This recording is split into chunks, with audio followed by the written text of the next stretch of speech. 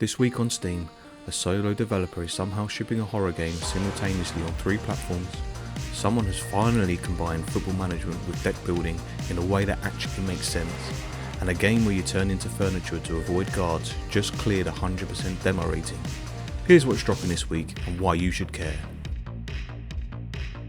If you've ever thought writer's block was bad, spare a thought for Dakota, a musician who retreats to a remote cabin in the Appalachian forest to record an album, only to discover that whatever lives in those woods is considerably less helpful than a quiet afternoon and a cup of tea.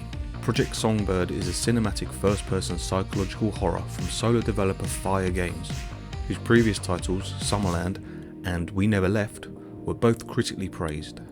The voice cast includes actors from What Remains of Edith Finch and Persona 3 Reloaded, which is punching well above the weight of a solo passion project.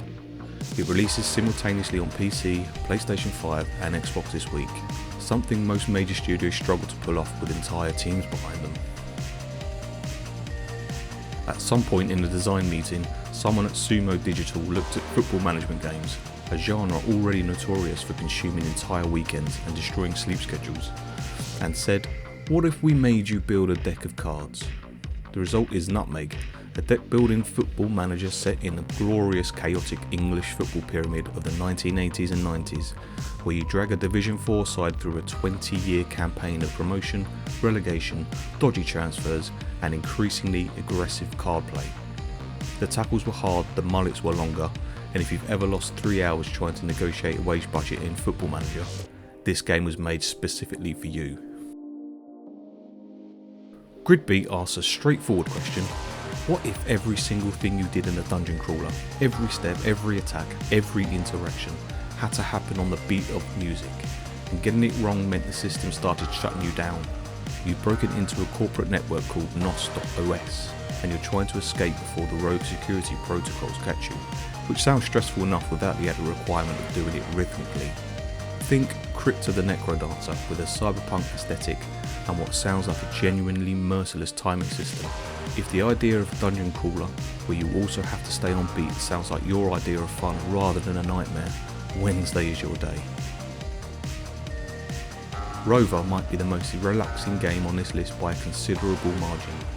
You're a rover helping a new space colony conduct research on alien planets by photographing absolutely everything you can find.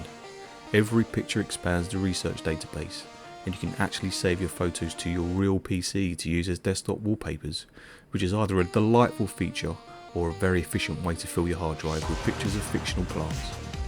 There's also an observation mode where you just watch colonists go about their daily routines while lo-fi music plays in the background, which honestly sounds more therapeutic than most actual therapy. Project Chameleon gives you one of the most immediately entertaining abilities in recent stealth game memory, the power to shapeshift into any object in your environment. A crate, a lamp, a chair. If a guard walks into the room and you'd rather not be there, you simply become the furniture and wait it out. Beyond the obvious comedy potential of watching an entire stealth mission play out from the perspective of a slightly suspicious looking vase, it's a genuine spy game with environmental manipulation, gadgets and proper stealth mission design.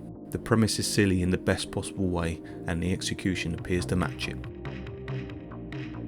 Drakamar closes the week with something refreshingly straightforward, a colourful platformer about 3 dragon characters exploring a magical island world, collecting Moki balls, rebuilding bridges and generally having a better time than anyone in any of the other games on this list.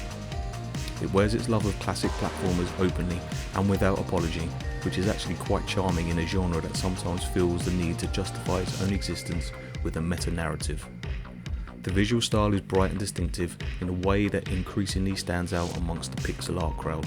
Sometimes a well-made, cheerful platformer that knows exactly what it is exactly what you need. So that's 6 games all landing this week, and demos are available for every single one of them right now if you want to kick the tyres before committing. The links are in the description. Come back Friday when I'll be covering the best hidden gems from this week's releases, and if any of these turn out to be disasters on launch day, I'll be equally honest about that too.